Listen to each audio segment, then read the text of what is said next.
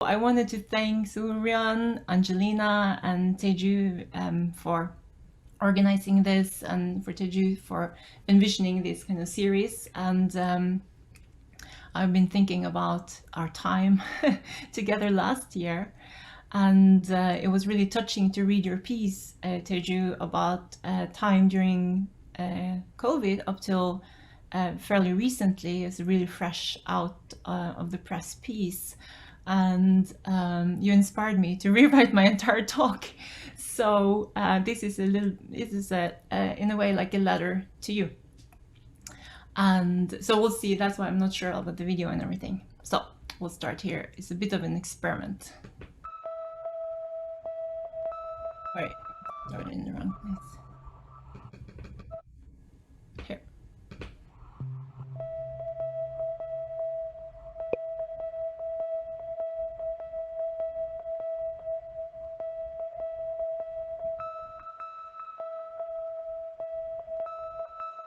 Inhale, exhale. Breath, air, play.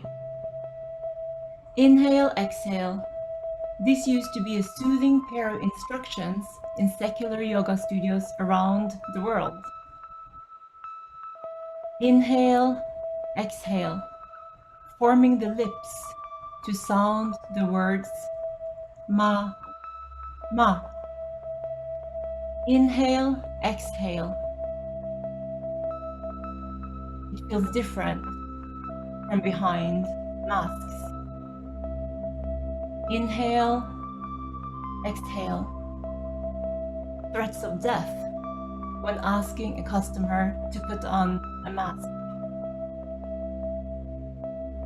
The Hebrew word is ru, breath, for the phrase most of us know as the words, let there be light.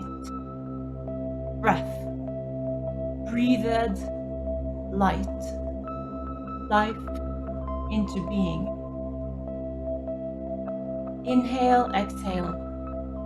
Did God have to inhale before she exhaled to create the world? Today, the safeguards for sustaining life are shields against sharing air and what it potentially carries. Sometimes death-bringing droplets. David shared a text by Foucault writing about plagues in the 17th century, where the purification ceremony involved burning off the air, the droplets, through the alcohol of perfumes.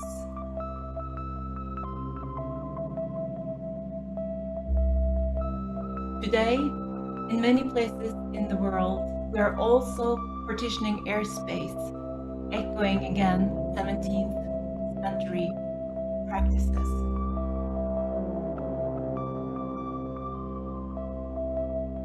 We are talking through masks. We're trying to communicate despite masks, despite technological barriers.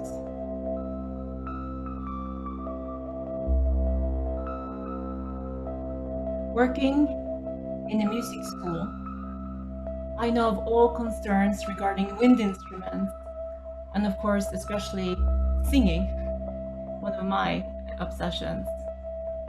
Air circulation, AC, filters. Long after the creation story with its voluminous lungs, we seek now to contain breath.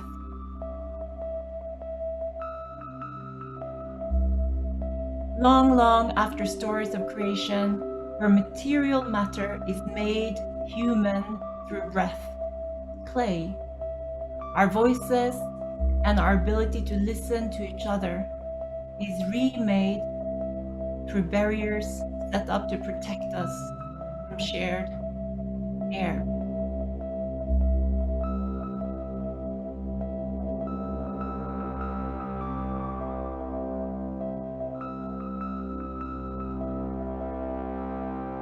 Inhale,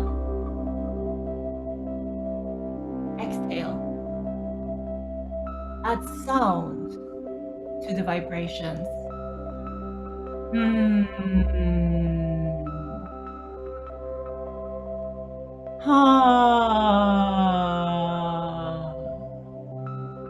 That is one form of voice.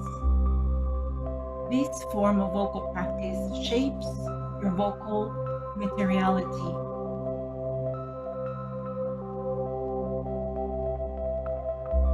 What you do daily makes you into a vocal sprinter or a vocal marathoner.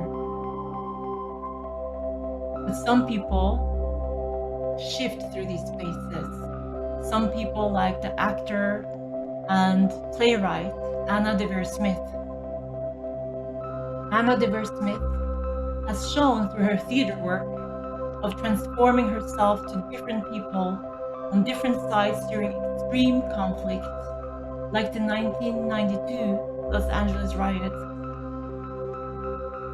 This work was shared in a clip prior to the workshop.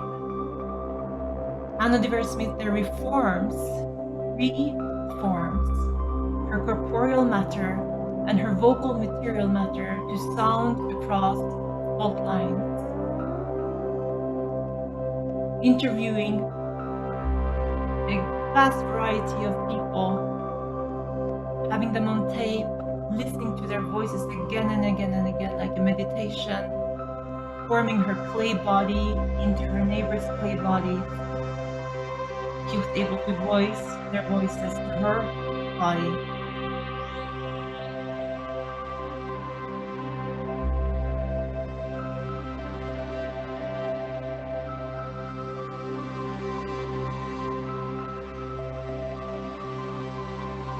That kind of practice is what we do daily.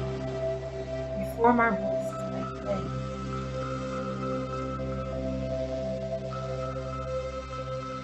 What would such ethnographic performative work look like today? An activist's Zoom glitch built into the performance? The neighbor with an accent dismissed in a work phone meeting? The cousin's child with poor internet connection, unable to hear their teacher's voice? The niece with only a phone, not being able to properly read detailed flout slideshow lectures?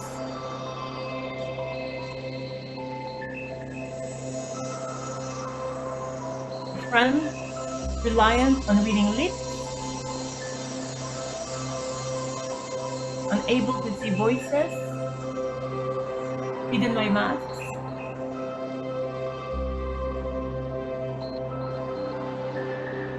Some voices erroneously transcribed into now ubiquitous Zoom video recordings and parallel transcriptions?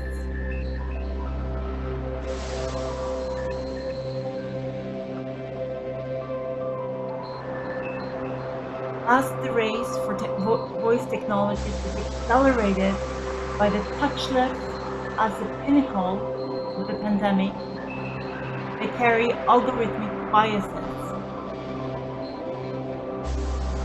In the same way as Kodak film is calibrated for white skin color, voice and listening technology codes of zeros and ones will carry over the social biases of earlier vocal categories and normated listening conventions.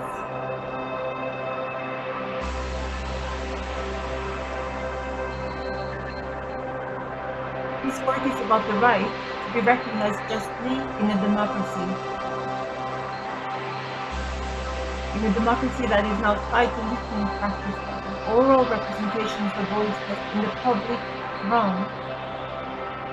What is voices, voicing, and listening in pandemic public realm? As I'm approaching the third decade of following the concrete manifestation of listening practices as realized in vocal and technology, I'm reminded of my dear friend and internet scholar Sophia Noble as she predicts that, quote, artificial intelligence will become a major human rights issues in the 21st century. And I'm grateful to be here today to learn about this very complex and beautiful topic of breath and the visual humanities during pandemic time. And now I would like for us to collectively write the conclusion, I wouldn't say conclusion, the last portion of this presentation by responding to my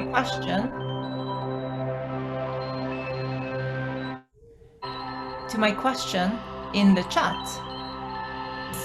How have you experienced your voice during the pandemic? And the second question is, has your listening to voices, or it could be to other things as well, been changed by pandemic conditions? So my suggestion is that you all respond in the chat so everybody can see everybody's responses. You know, if you would like to share, you can also just respond to yourself or to somebody in the room where you are. But I would love to see what people are thinking about that.